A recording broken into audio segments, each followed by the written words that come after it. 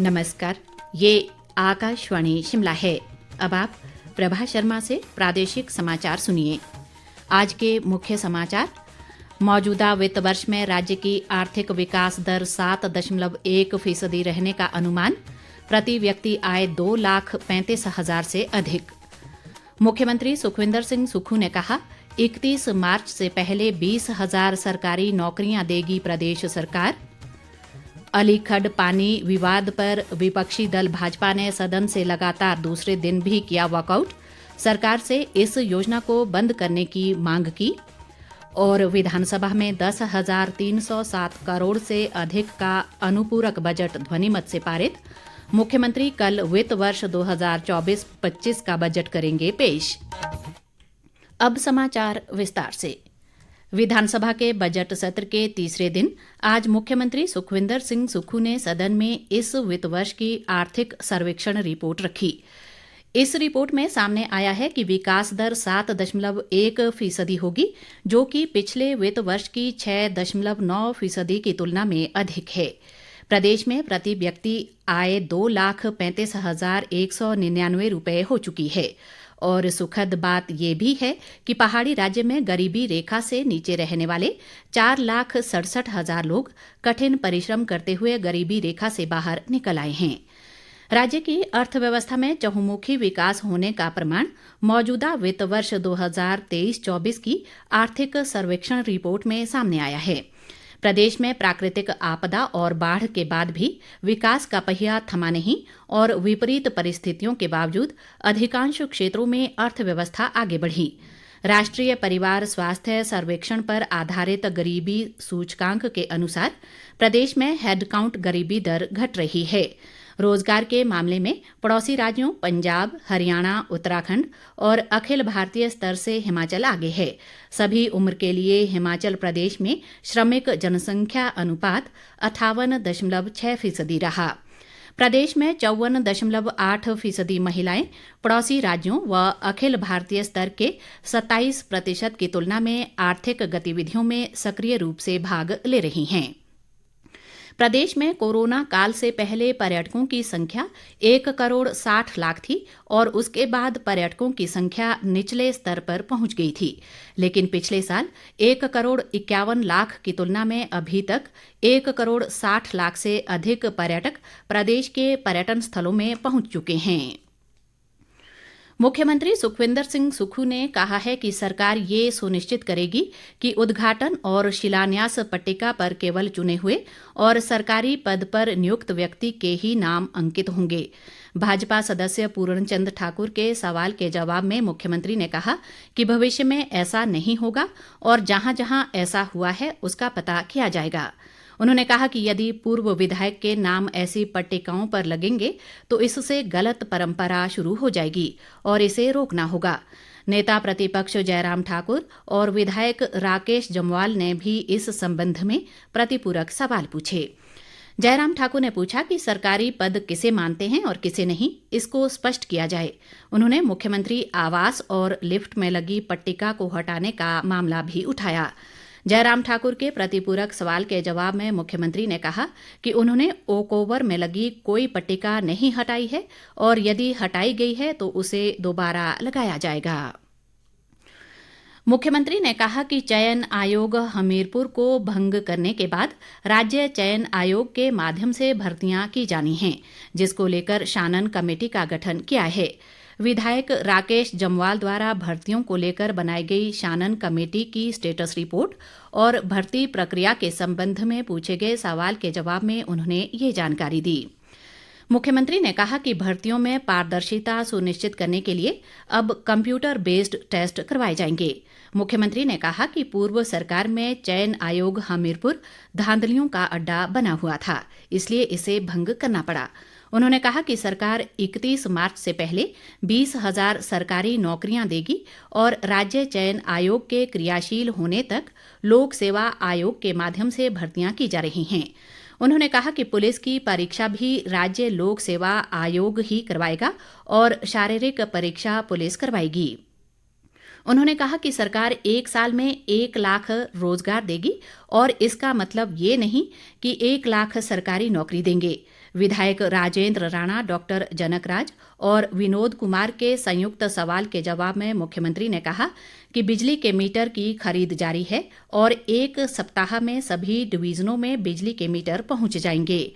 मुख्यमंत्री ने कहा कि बिजली की कोई चोरी नहीं हो रही है और राज्य में 17.5 लाख बिजली के मीटर ऐसे लगे हैं जिनके बिल जीरो आते हैं।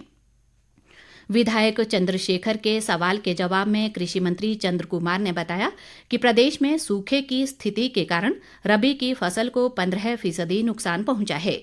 उन्होंने कहा कि फसलों को यदि 33% नुकसान होता है तो सरकार किसानों को मुआवजा देगी। विधायक सुखराम चौधरी के सवाल के जवाब में ग्रामीण विकास मंत्री अनिरुद्ध सिंह ने कहा कि प्रधानमंत्री आवास योजना ग्रामीण के तहत केंद्र सरकार द्वारा हिमाचल को वर्ष 2023-24 में 10,023 आवास आवंटित हुए। इन सभी आवासों को 15 जनवरी तक पात्र लाभार्थियों को स्वीकृत कर दिया गया है। बिलासपुर और सोलन जिलों की सीमा पर अर्की विधानसभा क्षेत्र में चल रहे अलीखड्ड पानी विवाद पर आज लगातार दूसरे दिन विपक्षी दल भाजपा ने सदन से वॉकआउट किया।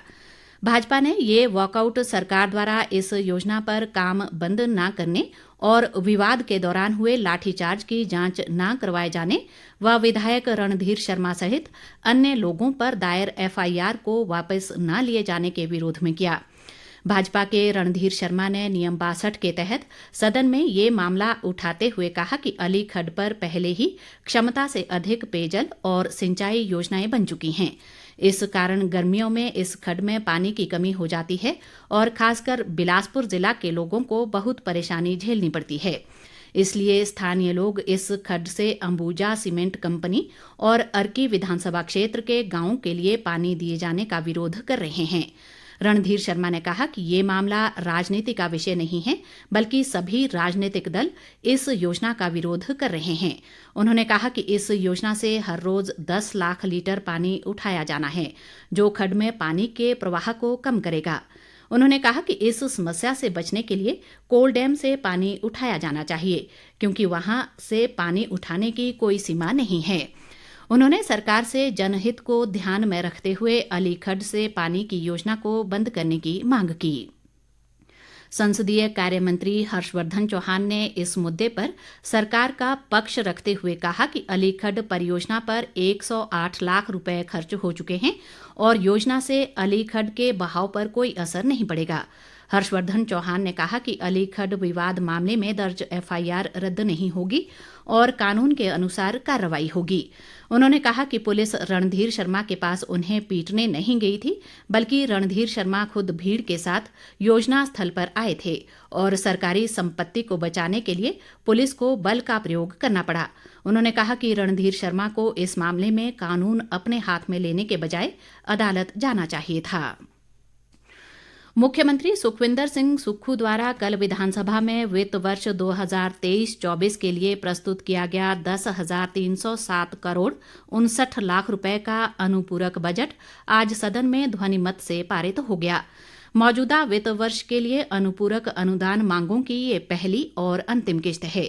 मुख्यमंत्री द्वारा प्रस्तुत अनुपूरक बजट में से 7,267 करोड़ 41 लाख रुपए राज्य स्कीमों के लिए और 3,040 करोड़ 18 लाख रुपए केंद्र प्रायोजित स्कीमों के लिए रखे गए हैं।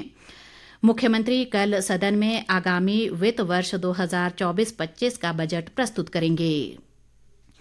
पंजाब के अमृतसर डीएवी कॉलेज से विधानसभा की कार्यवाही देखने आए छात्र छात्राओं ने आज विधानसभा अध्यक्ष कुलदीप सिंह पठानिया से शिमला में मुलाकात की। इस अवसर पर विधानसभा अध्यक्ष ने इन विद्यार्थियों को बताया कि वर्ष 1947 में विभाजन के बाद पंजाब विधानसभा भी कौंसिल चैम्बर में स्थानांतरित हो गई थी और पंजाब विधानसभा के सत्रों का आयोजन वर्ष 1948 से 1953 तक इसी कौंसिल चैम्बर में किया गया था। पठानिया ने कहा कि उससे पहले ये राष्ट्रीय असेंबली हुआ करती थी। बाद में इन विद्यार्थियों ने सदन की कार्यवाही को भी देखा। ग्रामीण विकास व पंचायती राज मंत्री अनिरुद्ध सिंह ने नाबार्ड द्वारा शिमला के रिज मैदान पर लगाए गए 5 दिवसीय नाबार्ड समर्थ मेले का आज शुभारंभ किया। इस अवसर पर अनिरुद्ध सिंह ने कहा कि नाबार्ड द्वारा राज्य में अधोसंरचना विकास के लिए हर संभव प्रयास किए जा रहे हैं। उन्होंने कहा कि ऐसे आयोजनों से महिलाओं, किसानों और कारीगरों को अपने उत्पाद बेचने के लिए उपयुक्त मंच उपलब्ध हो रहा है। मेले में विभिन्न राज्यों व हिमाचल के विभिन्न जिलों के बैम्बू, जूट, सिल्क उत्पादों सहित पहाड़ी मसाले और ग्रामीण महिलाओं द्वारा तैयार किए गए उत्पाद प्रदर्शित किए गए हैं। अंत में मुख्य समाचार एक बार फिर। मौजूदा वित्त वर्ष में राज्य की आर्थिक विकास दर 7.1% रहने का अनुमान। प्रति व्यक्ति आय 2,35,000 से अधिक। मुख्यमंत्री सुखविंदर सिंह सुक्खू ने कहा 31 मार्च से पहले 20,000 सरकारी नौकरियां देगी प्रदेश सरकार। अलीखड़ पानी विवाद पर विपक्षी दल भाजपा ने सदन से लगातार दूसरे दिन भी किया वॉकआउट। सरकार से इस योजना को बंद करने की मांग की। और विधानसभा में 10,307 करोड़ से अधिक का अनुपूरक बजट ध्वनिमत से पारित। मुख्यमंत्री कल वित्त वर्ष 2024-25 का बजट करेंगे पेश। इसी के साथ ये समाचार बुलेटिन समाप्त हुआ। नमस्कार।